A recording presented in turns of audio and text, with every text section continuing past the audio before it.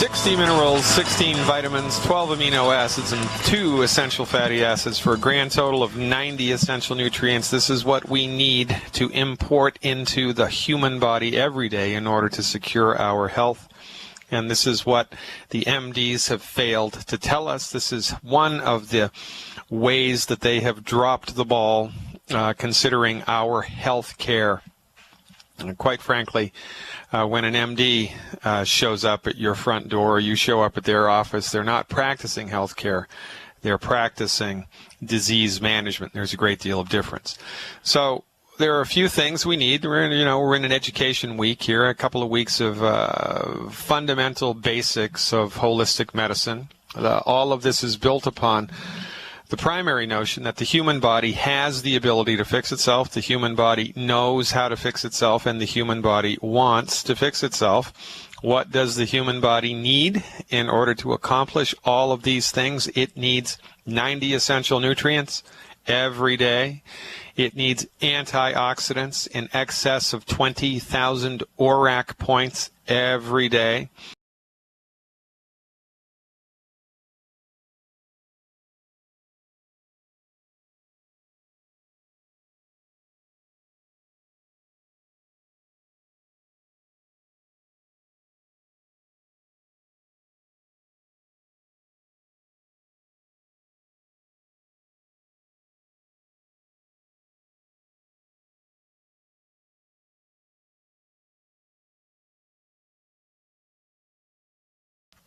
And really, just a little bit of common sense in this arena goes a long, long way, because vitamins, being water soluble, most vitamins are water soluble, some are fat soluble, but it doesn't really matter, are uptaken by the human body the same way that alcohol is, right? So when you take a vitamin supplement, guess what? Your body does in fact absorb it, and it produces noticeable, measurable physiological results, because without vitamins you die.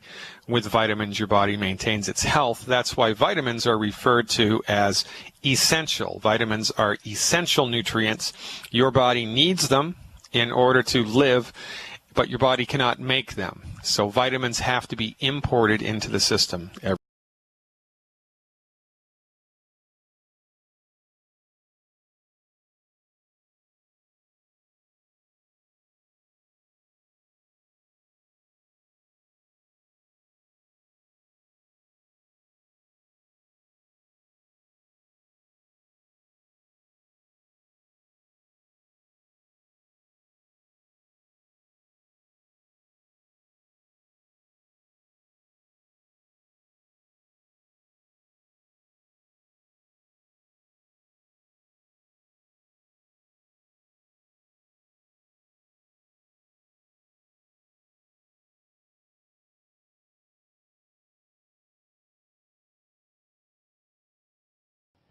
One of their other recommendations had to do with the fact that organic food is not healthier for you. And this is a quote from one of the co-authors of their, quote, study.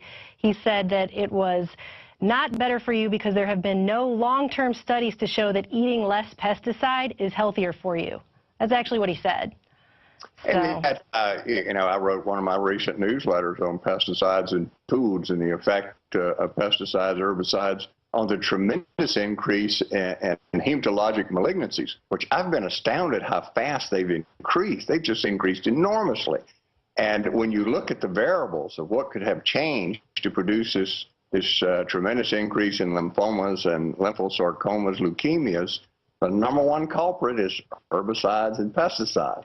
When you look at the dramatic increase in neurological diseases, particularly in the United States, it's directly connected to pesticide, herbicide exposure. So it's just another example of how they defy the science and they become a ministry of propaganda. They're lying to the American public. Definitely. It's amazing. It's like saying there's no long-term study on setting myself in fire and running around in traffic is better for me or not. Well, there are long-term studies. There's short-term, there's long-term studies. So they're lying. They know they're just outright lying. Definitely. Well, actually, I just saw yesterday the FDA approved a new flu vaccine, and this one says it's made out of insect viruses and recombinant DNA technology. Doesn't that sound like something straight out of a B-grade science fiction movie? Well, you talk about lack of long-term studies. None of that has had long-term studies. Most of this stuff is being fast-tracked. That means they don't do adequate studies. There's zero long-term studies. They never do long-term studies on just childhood vaccinations. The longest the study they do is a month. A month, wow. They don't do long-term studies because they know what they'll find. Many of the neurological diseases, in fact, do not appear for as much as 4 to 5 years after the vaccination has been done. In fact, one of the big secrets of mercury toxicity is that the brain damaging effects can be delayed as much as 5 or 6 years. So most of the studies are cut off before that time, so they won't show the damage. It's all manipulation of the data. It's amazing. Well, I just have one last question for you I'm curious about. We here at InfoWars a lot of times get ridiculed for our beliefs and putting this information out there. And I was just curious, what are some of the ways that the mainstream media and the medical community has ridiculed you for coming out against these things and speaking the truth? Well, I don't pay any attention to them. You know, the science is on my side. None of them argue directly with me. I'm published in the literature, in the scientific literature. I can back up everything I say. For instance, they make all these statements. Offit, for instance, says, well, there's no mechanism to explain how vaccinations could cause autism. And then later in the interview, he says, well, I don't know anything about neurology. You'll have to ask a neurologist. Well, then how can he mechanism? I've described the mechanism in the literature. I've published it. And it's well known. It's well demonstrated mechanism by which vaccines can produce this effect. So, you know, you have these people who know absolutely nothing about the brain, the effect of systemic immune stimulation on the brain, about brain development, about toxicity of various agents like aluminum and mercury. And they're lying. It's just nothing but pure propaganda and outright lies. Well, thank you so much for your time today, Dr. Blaylock. I really appreciate it. You're welcome.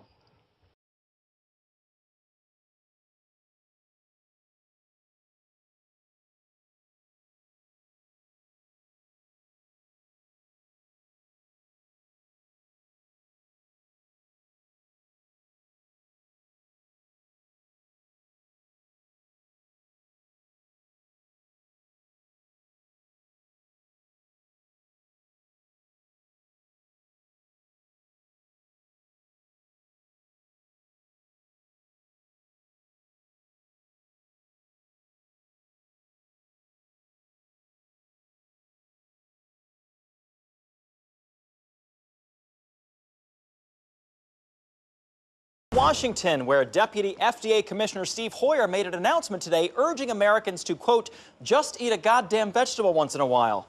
You just buy a bag of fucking carrots and you eat them the way you'd normally eat a package of hot dogs, okay? You usually stand in front of an open fridge door shoving them in your fat face cold. Well, then just do that with a carrot. It's that fucking simple. Jesus Christ.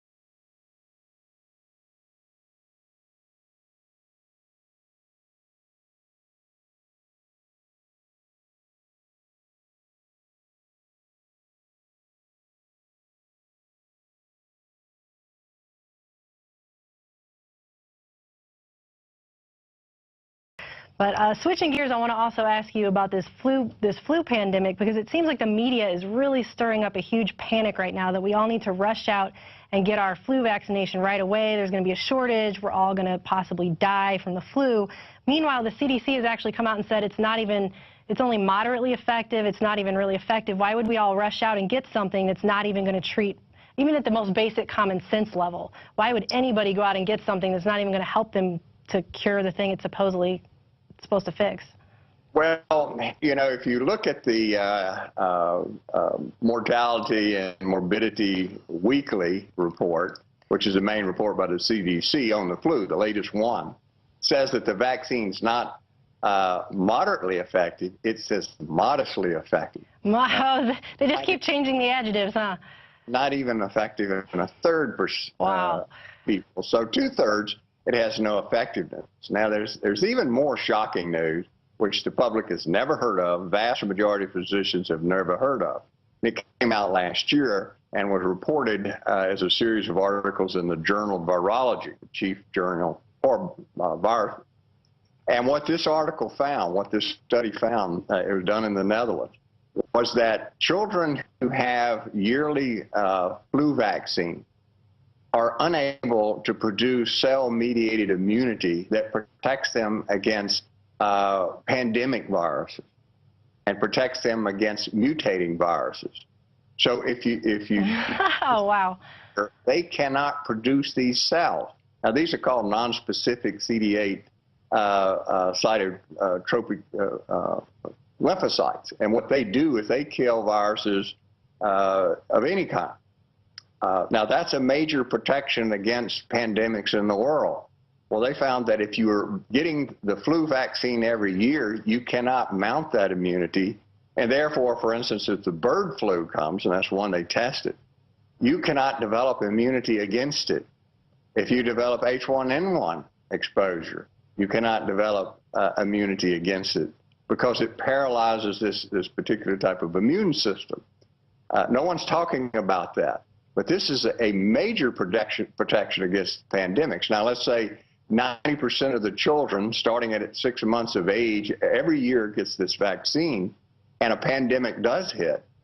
Those children are going to have severe damage, and a lot of them are going to die unnecessarily. Children who have never been vaccinated with these flu vaccines are going to be able to have very mild reactions to it. This has been done. You know, the ferret is an animal that we use to test viruses because their immune system is very much like humans. And so all viruses are tested. And they found in ferrets, the ones who had just natural flu infections every year, not the vaccine, that when they were exposed to the bird flu, they had very mild reactions. Their brain was barely affected at all or not at all, and their lungs looked pretty good. But the ones who got seasonal flu vaccines every year in these ferrets had devastating brain destruction and devastating lung destruction. So the fact that these children are getting these vaccines every year and being frightened into it actually is making them infinitely more vulnerable to these pandemic viruses. This happened with H1N1. I don't know if people remember, but with H1N1, the Canadian virologist reported that people who had taken the seasonal flu vaccine actually not only had a higher rate of infection by the virus, but had a worse reaction, were more likely to be hospitalized and more likely to die. Wow. The ones who ever had a flu vaccine were quite resistant to these damaging effects. Now, that's big news. That's huge news. It's very much like the chickenpox vaccination being linked to all of these cases of shingles. It kills your natural immunities to shingles to give all these people weakened chickenpox virus. And after the chickenpox virus came out and was mandated, I think shingles cases went up 90% in the following 3 years. And they knew that when they made it. They were able to come in and make 2 vaccines and make double the money off of it. It's amazing. And you have all of these institutes coming out and different organizations. We have like the Institute of Medicine came out, and they reviewed the children's vaccine schedule here in America, and they said that it is great and that the benefits outweigh the risks. And we also have the American Academy of Pediatrics going on record to say we need to put thimerosal back in our vaccinations. Have you read about that? Yes, and if you look at the largest study done on the effectiveness of flu vaccine, which is done by the highly prestigious Cochrane database, they looked at 51 major studies, over 260,000 children. And what they found is children less than 2 years of age, the flu vaccine had no better effectiveness than a placebo. They got zero protection. Children over 2 years of age, at best, a third of them developed antibody titers to the virus, but that's still not protection. You see, and this is one of the tricks they use, and this is how the CDC works as a propaganda network. They don't say the flu vaccine protects you against the flu. What they're saying is that you develop antibodies that should protect you against the flu. Semantics. Because that's not your major protection against viruses. It's cellular immunity, and as I pointed out, the studies show that the vaccine actually powerfully suppresses cellular immunity. And cellular immunity is what protects you against cancer as well and degenerative brain disorders. So then you'll have to rely on the medical community even more. Yeah, well, they've been pushing, the CDC really pushing. They have huge media campaigns for this that they've put out, pushing flu vaccines on pregnant women now. They didn't used to give vaccines to pregnant women, but they're pushing it on them. And what I have never understood, even at the most logical sense on this, is that on their own website, the CDC says that children 6 months of age or younger are not to get the flu vaccine. So how is it that an unborn fetus being exposed to the vaccine is somehow okay? It makes no sense. If you actually look at the research instead of the nonsense propaganda put out by CDC and these people promoting the vaccines, if you actually look at the research, it clearly shows that if you stimulate immunity during pregnancy or shortly thereafter, it can produce devastating abnormal development of the brain. In fact, it drastically increases the incidence of autism and schizophrenia both. And I warned before on Alex's program that if you start vaccinating pregnant women with multiple vaccines, you're going to see a dramatic increase in the incidence of schizophrenia. Well, schizophrenia reaches its peak during adolescence. So there's going to be antidepressants. There's going to be a time span between the vaccination program and the dramatic rise in schizophrenia. And they're going to do just like autism.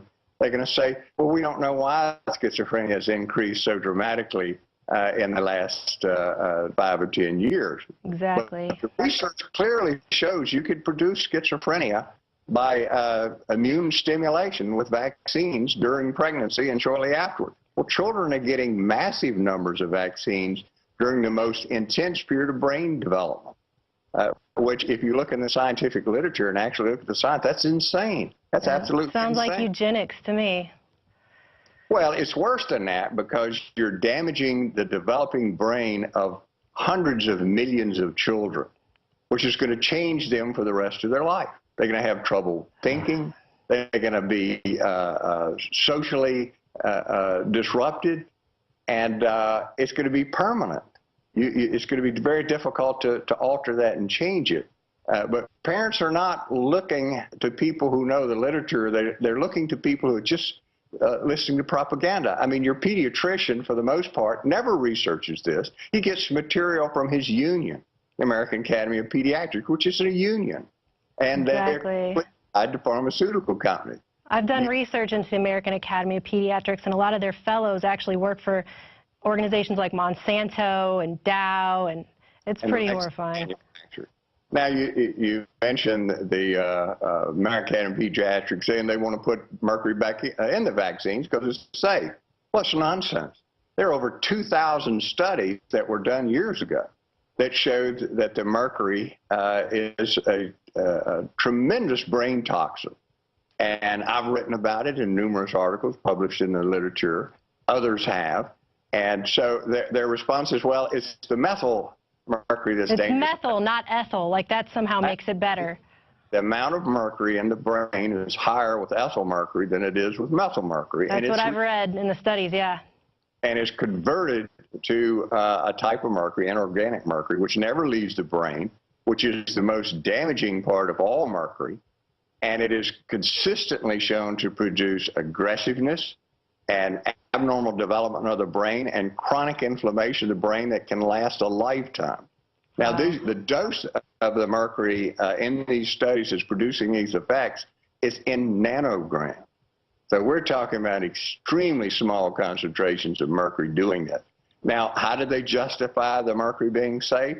They used some phony studies, which were shown and pointed out by the people that are real experts in mercury to be nothing but concocted studies that were totally misinterpreted, when actually the study said that it impaired the brain, the developing brain of children.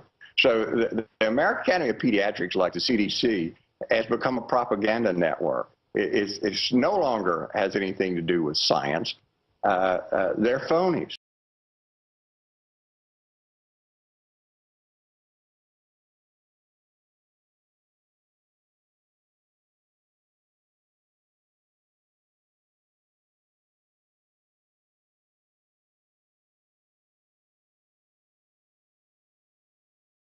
My understanding is the federal government conceded that vaccines caused her autism-like symptoms.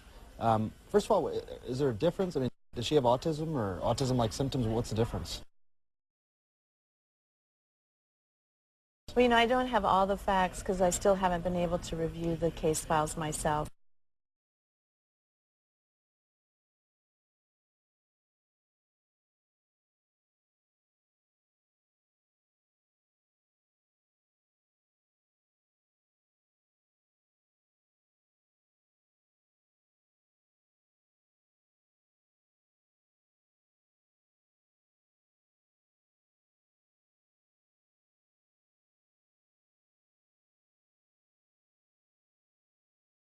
Does she have autism or autism-like symptoms? What's the difference?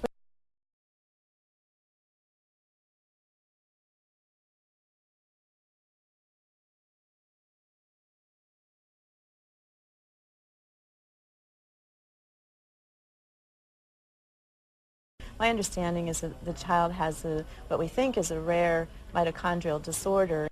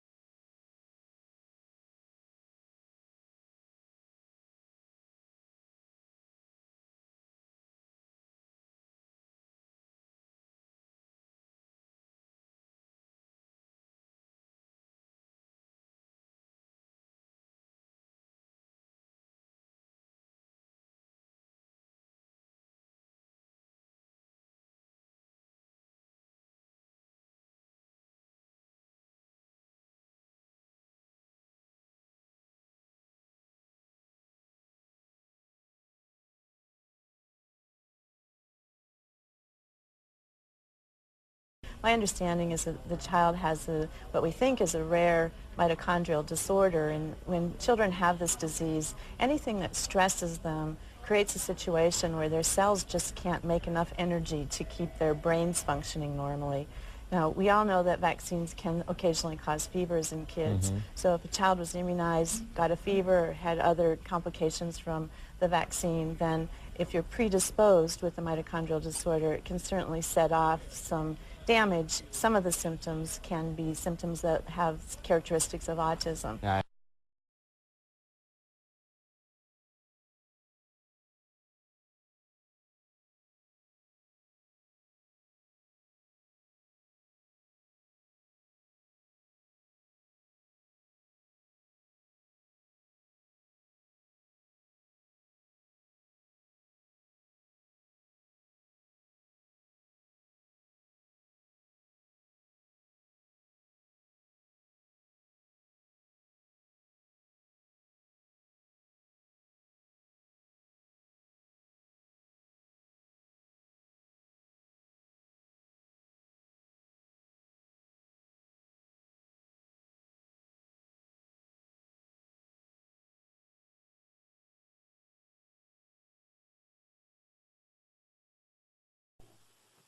Dr. Boyle, my predecessor, Congressman Weldon, was a well-respected, competent medical doctor.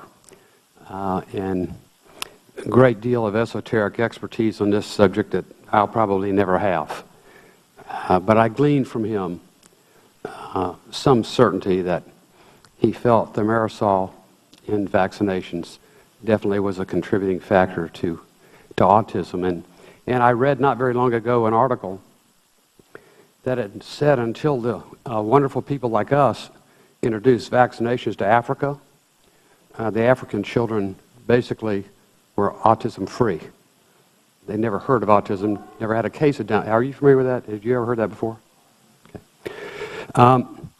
I wonder if the CDC has conducted or facilitated a study comparing vaccinated children with unvaccinated children yet. Have you done that? We have actually done a number of studies looking at the relationship between thimerosal vaccines and autism and other developmental disabilities. And there have been, since actually over the last decade, there have been numerous studies looking at the relationship between vaccines and aspects. That the CDC conducted? Some of them were conducted by the CDC, others were conducted by How many would you say? Would you estimate? I would actually have to check with the specific numbers, but I know there were two. One large study looking at various neurodevelopmental disorders, and the second one that would focus specifically on autism. And those were fairly recent studies. Would you see that my office gets a copy of those, please? Of course, that'd be do you believe additional study would provide useful data in assessing the safety of childhood vaccines? The IOM has evaluated this issue back in 2004 and again most recently in 2011. And their conclusion, again, it was not just looking at the work that was done at CDC, but with the total body of evidence, was suggesting that vaccines and their components did not increase the risk for autism. My time is very limited here. So clearly, definitely, unequivocally, you have studied vaccinated versus unvaccinated. We have not studied vaccinated versus unvaccinated. Oh, okay. Never mind. So just stop there. That was the meaning of my question. You wasted 2 minutes of my time. What steps has the CDC undertaken to ensure the integrity of the research that was performed by Dr. Thorson, who, as you know, has been indicted for misconduct and misallocation of resources?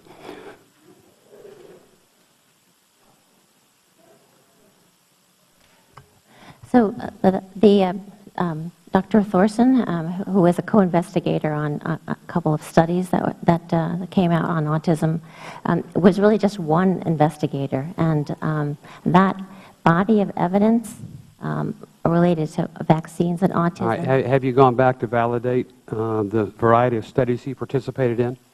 I mean, you know this guy is a humongous scumbag, one of the most wanted men on earth, and you relied upon him for data to determine whether thimerosal had a negative effect? So two studies don't conclude a body of work. The body of work that's relating vaccines to autism is a large collection of studies. I know, but you told me you only had 2 studies relating to vaccines, vaccinated and unvaccinated, so you must figure 2 studies must have some weight. Running out of time quickly here. You mentioned that you only have thimerosal in a multi-vial. Why is that? I was actually going to get that information for the committee. Okay. Because I would think if they only have it in multi-vial, if they eliminated having it in all the other vials, there was a reason. There is definitely a reason, so I was going to clarify that. Yeah. There are single-dose vials and multi-dose vials. And they took it all out of everything but the multi-dose vials. That's correct. Okay. How many multi-dose vials are there? I can provide you that information. Okay. I've seen a chart that ranks the longevity of the 30 nations with the best mortality rates in the world, starting with Iceland, Sweden, Singapore, and on down. We didn't even make the top 30. We're the 34th. And ironically, we require more vaccinations than any other country that's healthier, has a less mortality rate than us. Do you see any correlation whatsoever, either one of you, to the 34th worst mortality rate and the most vaccinations to the ones with the least required vaccinations and the lowest mortality rate, they also have children that, past age 20 in those countries too. There are many factors obviously involved in longevity for any country. The one thing we do know about vaccinations is that they are among the major public health reasons why generations today live much longer than in previous generations. They are perhaps the most successful public health movement in the world. Nobody's talking about or against vaccinations. Well, I was just trying to answer. We're talking about thimerosal in vaccinations. I was trying and multiple, bomb blast of vaccinations in short period of time on very. Thank you, Mr. Chairman. My time's up. I'm sorry, gentleman's time has expired. Did you want to answer? No, I think I had an opportunity. Thank you. Okay, very good. Then the next person, the gentleman from Kentucky, Mr. Yarmouth. Jerry Brown, the governor of California, has signed a bill that allows 12-year-old children, if you can believe that, to give consent to being vaccinated with a vaccine that we know is maiming and in some cases killing children. Now, keep in mind that children have to give their consent to visit the zoo or to go to a museum, or even now in California, if you're under 18, you need parental consent to get a tan in a tanning salon. But you don't need consent from your parents to get injected with a vaccine that just might kill you. It's a crucial issue of a state overpowering parents' rights and putting children at risk. And you can expect to hear more about this on InfoWars and the Alex Jones Show each day. Next item, we've got Walgreens has been caught bullying customers over flu vaccines. This is what we are hearing at Natural News from our readers who are saying that they feel bullied, they feel intimidated by Walgreens employees who keep asking them, are you going to get a flu shot? Huh? Do you want a flu shot? Did you get your flu shot yet? You got to get a flu shot if you don't want to have a cold. They're even doing this to pregnant women, of course, who should never receive a flu shot. We've even had reports from employees at Walgreens who are saying they're afraid they'll lose their jobs if they don't push vaccines on the people. But you can help speak out against this. Check the story up on Infowars.com right now, which gives you options for filing protests against Walgreens and CVS pharmacies for overly aggressive flu shot bullying. Okay, moving on.